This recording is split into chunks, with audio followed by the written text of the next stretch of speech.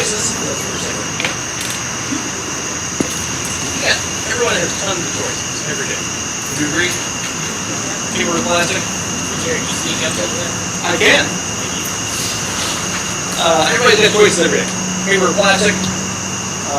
As our pastor found out when he was here visiting, one of the first questions asked was Alabama or Auburn. So if you ever move to Alabama, that's something everybody wants to know from you, right? Doesn't matter where you're from. You got no choice. You got left or right clicks, right? Ooh, that's a big one. That's biggie.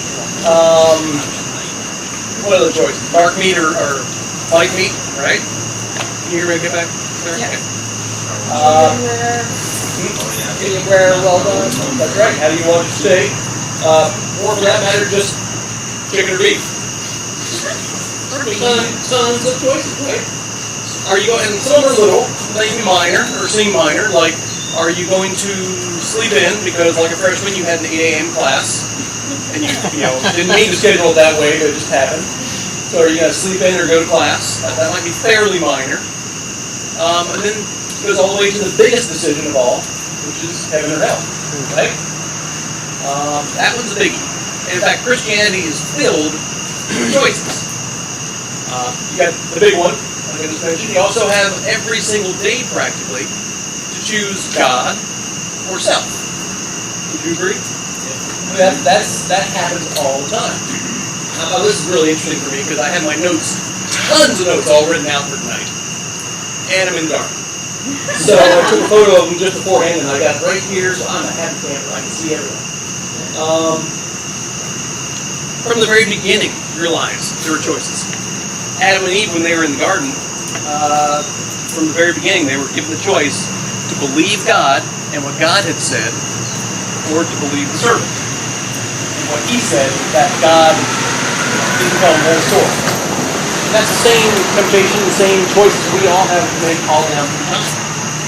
Are you going to obey God, or are you going to rebel against God? And then you think about even when Israel came into the Promised Land, Joshua. It's over there in Joshua chapter, I want to say 24. It is. Joshua 24:14 to 15. Where Joshua said, guys, choose you this day who you are going to serve.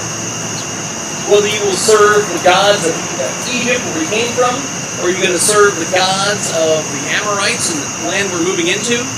But as for me and my house, we will serve the Lord. That's not the exact version, that's the Jared version. But it was choice that he was given to all of Israel at that time. Who are you going to serve? Are you going to serve God? And really the option was God or something else. God or a false God. The Lord Jehovah or something else. So, I'm stressing this because a choice must be made. You've got to make a choice. Failure to make a choice is making a choice. And you have to choose, are you going to be on God's side, or are you going to be against Him? And there's the big one, that when you ask for salvation, you ask for Jesus to come into your life. That is the big one. That's answering the heaven or hell one. But then, every single day, practically after that, there is a choice. You're going to answer call to God, or are you going to go to self? Well, it can always pretty much be couched as one of two options.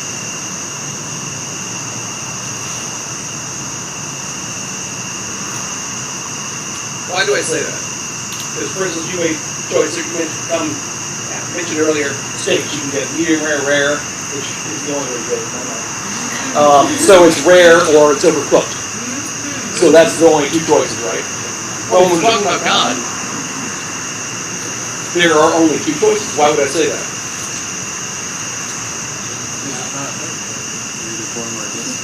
Yeah. You're either for Him or against Him. It all surrounds Him. It doesn't surround us. It's all about Him. And so you're either choosing Yahweh, choosing Lord Jehovah, or it doesn't really matter what you choose. You're not going to choose Him. So, as we get into tonight, we're going to be in Matthew chapter 6. And once you make the choice to serve Jesus Christ, you invite Jesus Christ to come into your life. Once you do that, that's a forever thing, right? Yep. And it doesn't change. It's not like you have that one day and you don't have the next. But there are other decisions we make that are that way. But every day, you have to make a choice. Daily, I choose them as indulge God or indulge myself. Sometimes it's very subtle. You're asked, are you going to stay in your post, or are you going to sneak away from some temptation? Or maybe it's more subtle than that. Maybe it's just going to stay in your post, but while you're standing in your post, you lose your perspective and you don't pay attention. What are you going to do? Every single day we're given the options to move away a little bit. Well, tonight we're going to be looking at three subjects where Jesus addressed the mistakes the Pharisees made, where they were very, very wrong. And it was because of choices they made. You can view these choices and the mistakes they made in a lot of different ways. You can say it's God versus self. Or a big one that we often see with Pharisees is righteousness versus the appearance of righteousness. Back in 1993, I actually kind of wrote a book that was based upon that entire novel. It was based upon which is more important, truth or the perception of truth. And if you think about it, it's a very interesting concept.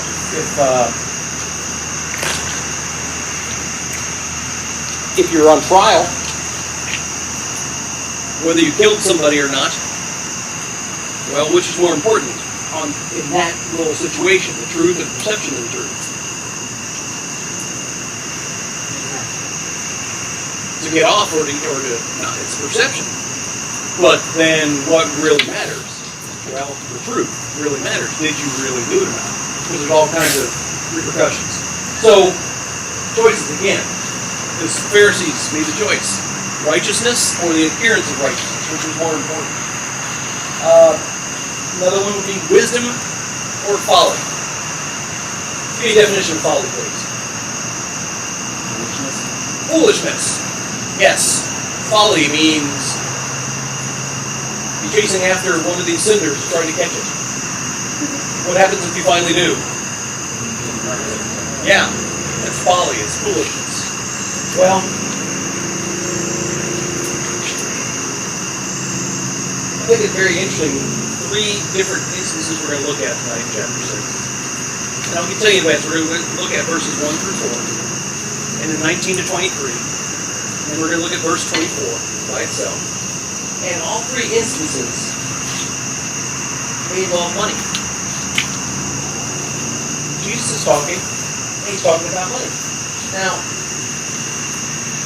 people often don't like it. They kind of get prickly a little bit and start talking about money at church. Two things you're supposed to keep separate, right? No, okay. The Bible has over 2,300 verses that relate to money. Talk about money. Jesus, I think it was 15% of his preaching talked about money. And in fact, in his parables, let's see how many parables he had 39 parables. 11 of his parables were about money. Now, why do you think that is?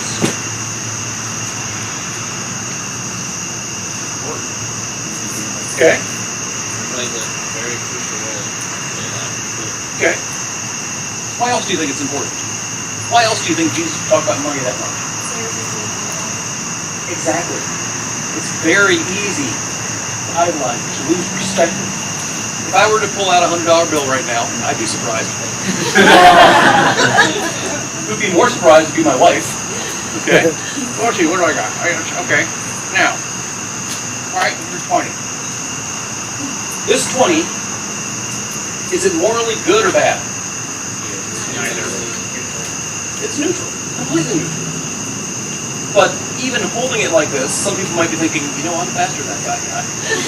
I could grab that and run, and he would never catch me. I don't need to come back to church ever.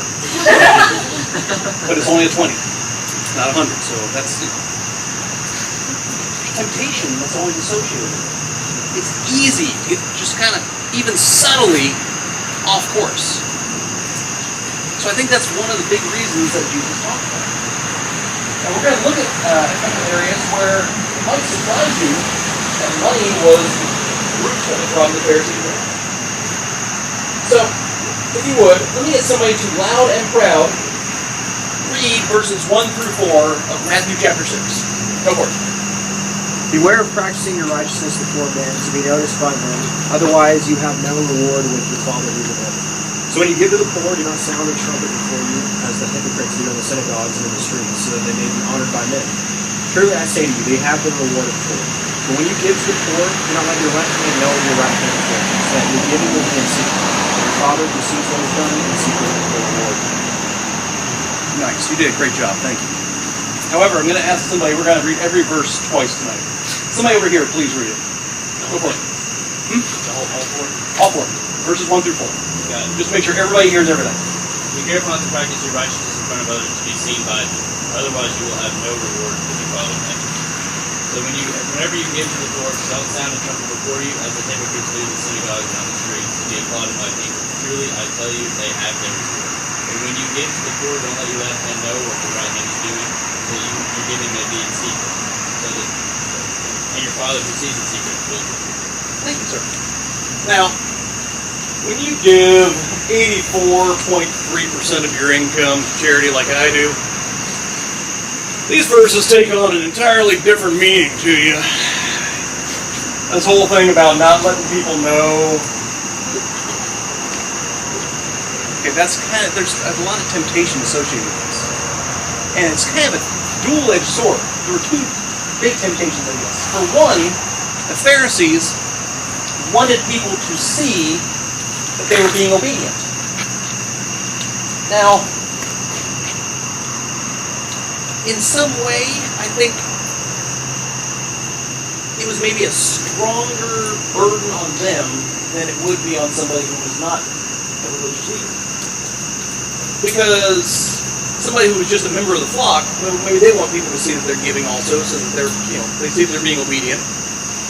But what's more, for the Pharisees, and I've actually had these kind of thoughts before as a teacher, maybe I need to do such and such and let people see me do it, because that will inspire them to also do it. I mean, I've mentioned before, I was raised Roman Catholic. People think I'm joking, but when I was 15 years old, it was my job to go and pick up the keg for the church picnic. It really was. I mean, I went, and so I was raised around alcohol and drinking. I don't drink now. It's not because I think it's a sin, because the Bible doesn't say it's a sin, but I don't because that's one of the things I can say, like, to my kids, if the subject ever came up, well, guys, you don't see Mom and me drinking, right? So I can see for a Pharisee, they might want to be able to encourage people to give, and then they can say, well, you saw that I was giving today, right? But then what's the temptation a little bit? Yeah, pride. Huge. And also, well, since I know everybody's going to be watching me, let me make sure that they see it's a huge amount. I was talking to a good friend of mine, Bob Baker. We work together. I know Bob from the church here. And I was talking about this passage tonight that we were going to be talking about it. And I was saying, that often we give online. And he said, yeah, I do too. I said, but, that's why I always stick $1 at least in an envelope so that every Sunday people can see me putting it into the... No, I don't do that. But that's kind of the mindset that maybe the Pharisees were having. Was this way, everyone could see, but it just builds. And then it's, they blow trumpets and, and, aha, oh, lowly beggar person, let me help you out, right? So the matter of pride, what's wrong with that entire scenario? What is at the heart of the issue?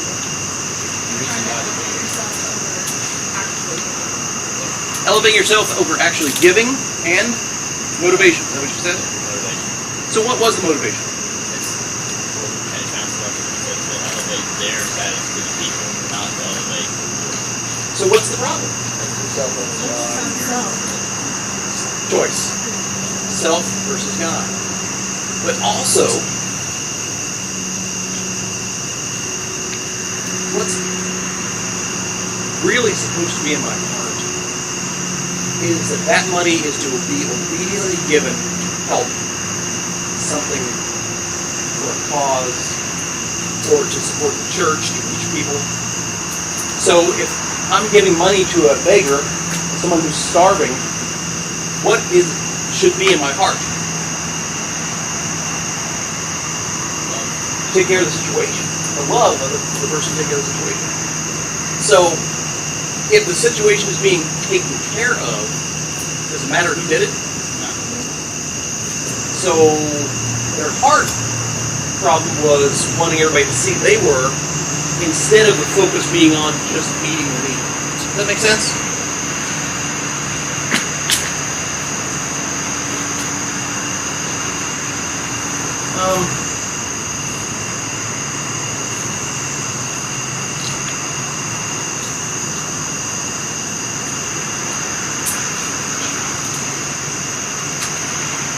By the way, typically if your heart really is just on taking care of the needs of people, keep it quiet. You want it to be quiet. You don't want to be embarrassed. You don't want the focus to come on you. You want the focus to be on the need of the person. So that's kind of a heart test that I usually give myself. Where's my heart at in this situation? Given or not given? So, again, the question is, do you want to honor God? Were the Pharisees honoring God or honoring yourself? Which is more important, righteousness or the appearance of righteousness? Which is more important, focus on others or focus on self? Somebody, if you would, over here, please read for me verses 19 to 23. Go for it. Do not lay up for yourselves treasures on earth, where moth and rust destroy, and where thieves break in and steal. But lay up for yourselves treasures in heaven, where neither moth nor rust destroy, and where thieves do not break in and steal. For where your treasure is, there your heart will be also. The lamp of the body is the eye. Therefore your eye is good, your whole body will be full of light. But if your eye is bad, your whole body will be full of darkness. If therefore the light that is in you is darkness, how great is that darkness? Very nice. Thank you, ma'am. Somebody over here want to read the same verses, 19 to 23? Go for it. Do not store up for yourselves treasures on earth, where moths and vermin destroy, and where thieves break in and steal. But store up for yourselves treasures in heaven, where moths and vermin do not destroy, and where thieves do not break in and steal. For where your treasure is, there your heart will be also. The eye is a lamp of the body. If your eyes are healthy, your whole body will be full of light. But if your eyes are unhealthy, your whole body will be full of darkness. If then the light within you is darkness, how great is that darkness? I'm just going to go ahead and say this right off the bat. If you read a version of the Bible that does not have the word vermin in it, you are missing out. That is so awesome. I love that. All right. Vermin. Good stuff. Wisdom versus folly. Again, choices here. What do you take? What will you take from this world when you eventually leave it? Nothing? Nothing. Thank you. I think there's one thing you take with you. Physically nothing. Yes. And you're due for taxes. That's right. A little bit of Cheeto dust. That's our Cheeto dust. The only thing, this is my opinion, just the studying I've done, that you will take into the next world will be the relationship developed through Jesus Christ. But good answer. Really good answer. I'm sorry, that's not what I was supposed to say. Good answer. Yeah, thank you. No, the only thing you're going to take into this next world is going to be the relationship you have through Jesus Christ. The relationship with God the Father through Jesus, the relationship with Jesus, I mean, I still, after many, many years, get teared up even standing in the smoke like I am right now. It's helping. At the very thought of the instant after I pass over, be met by Jesus, arms open wide, and have him say, "Well done, good and faithful servant." I mean, that's what I want. That's my goal. I lose sight of that sometimes. That's my goal. You only take with you relationships with God through Jesus Christ, and I believe with others through Jesus Christ. We're going to get there. And I'm going to see Kay. And Kay's going to go, "What the? You're here." Because that's how she is. But it's going to be a case where we're all together. We love each other, and we love Him. And we worship Him day and night. And we love doing it. So why in the world spend all your time, all your energy, chasing after the things? Even when I'm at work, working hour, maybe an hour and a half that I actually do in a day, I'm looking for opportunities to serve. Opportunities to share, opportunities to witness, opportunities to encourage. Because it's not a case of, okay, I'm going to heaven, so therefore I should do like the Thessalonians did. I'm going to go up on this hill, and I'm just going to sit and wait and watch for God to come. Watch it for Jesus to return.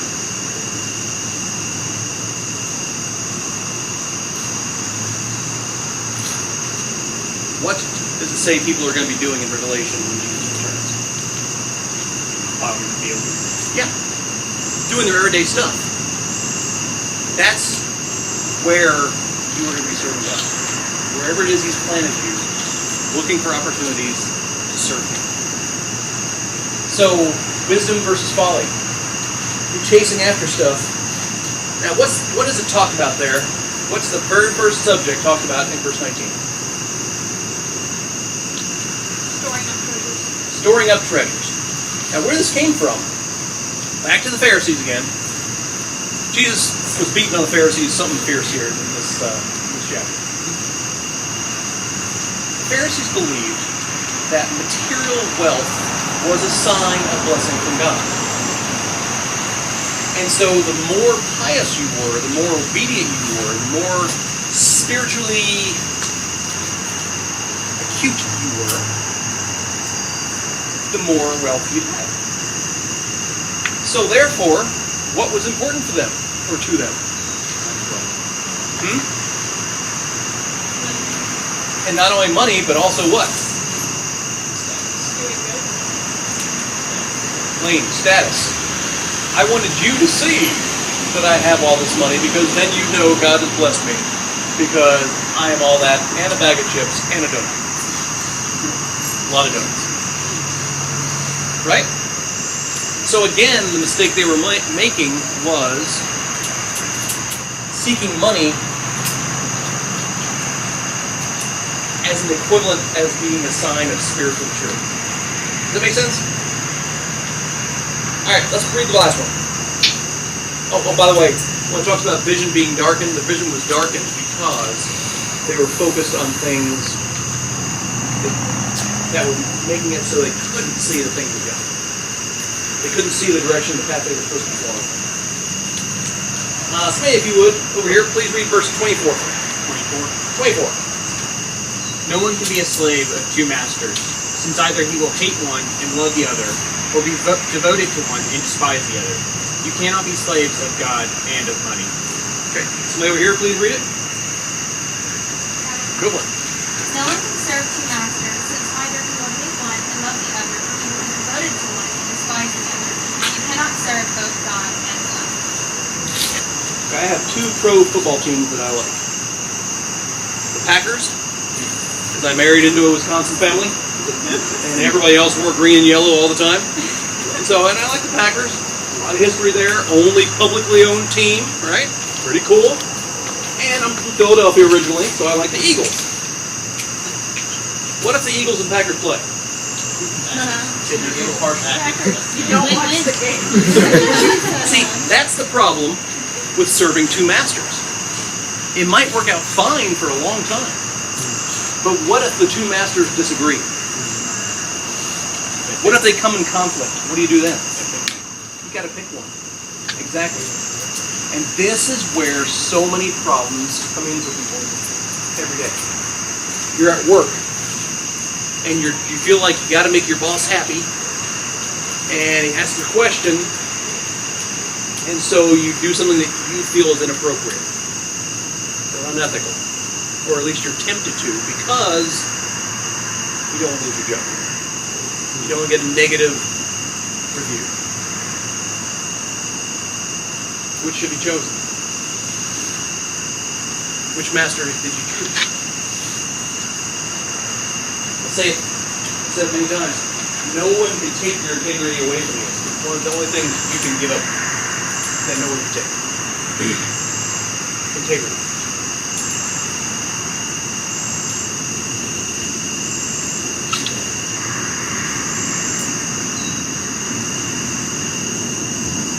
You know,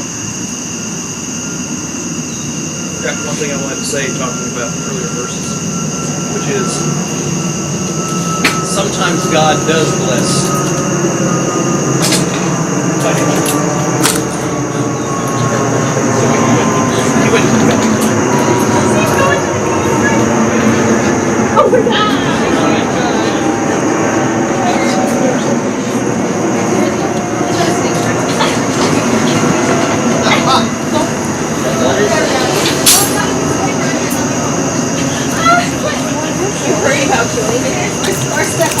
You know, so many great sons ruined by a roach.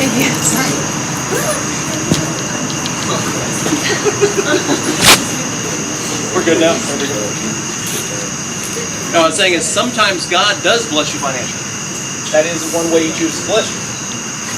But is it the best way? You know what? What would happen if tomorrow you found out your health was that you had some incurable disease? That you had cancer? That someone you loved it? Tell you what, money would be very little at that point. It's much more important. Relationships, again, are so important. Much more than we think about sometimes.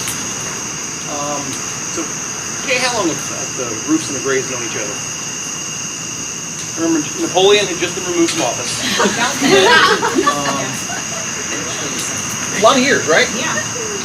And I think we were talking about the other day that somebody was just talking to you, and you said about how weird that was. They didn't have any friends like that they could have had all these years they could count on, that they're together with. Relationships through Jesus Christ. You take it for granted. My oldest brother, I think he has absolutely nobody because he's just taken so much advantage of people over the years, left and right.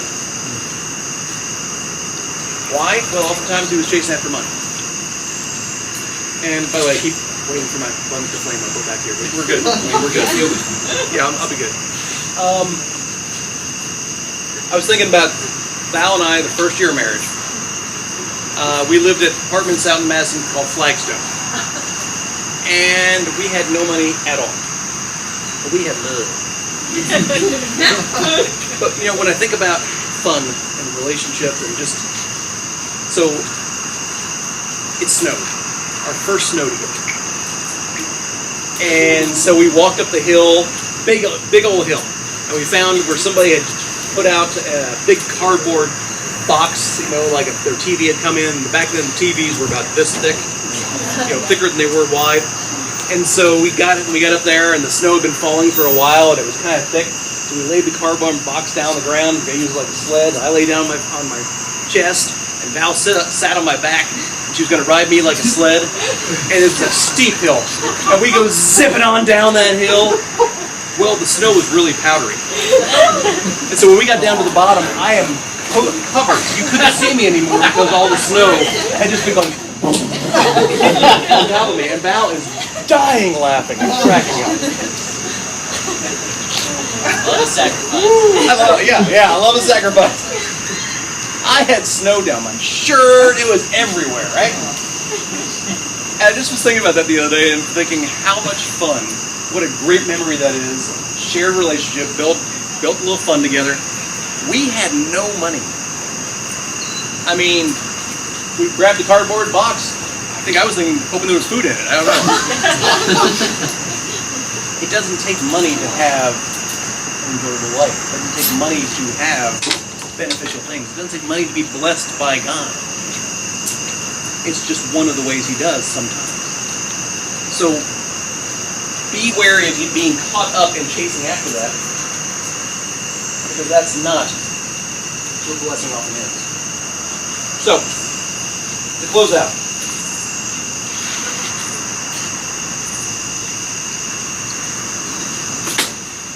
choose you this day who you will serve.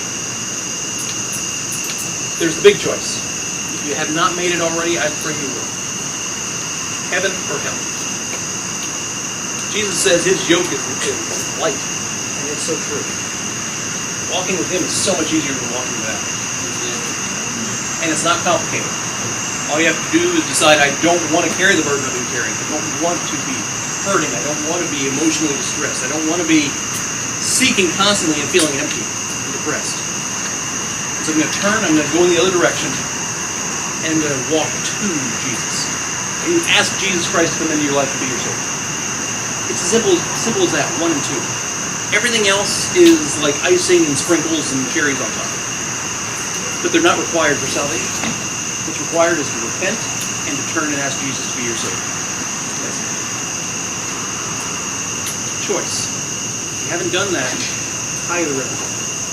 I don't know of anybody that's afterward gone, man, I wish I'd never done that. On their deathbed, I wish I'd hurt my girl. And then every day, little things. You're going to cheat on the test, you're going to be obedient. You're going to help somebody or just think about yourself. Give in to temptation, turn to God. Substitute something else in place. It's choice every day. Choose you today who you are. Let's pray. God, thank you so much for your word. Thank you for that you make it clear and you make it easy, so much so that we try to complicate it. But you just ask us to choose you and turn to you, because long ago you chose us. Thank you for your Son. Thank you for the fellowship we have through him, and how we can have a peace that passes all understanding, like we can't get anything else. Pray your blessing upon each person. Father, this week as we go through all our little temptations, maybe even dozens or hundreds a day, that you will be more and more making us aware of the choices we're making. And that we would seek not to rebel, but to obey. That we would believe, as in the beginning, your word versus what we're told by somebody else. And so I pray for each of these folks. I pray for this time. I thank you for the fire and for the s'mores and for Tyler and for everything we've got. And Jessica, of course. I pray all this in Jesus' name. Amen.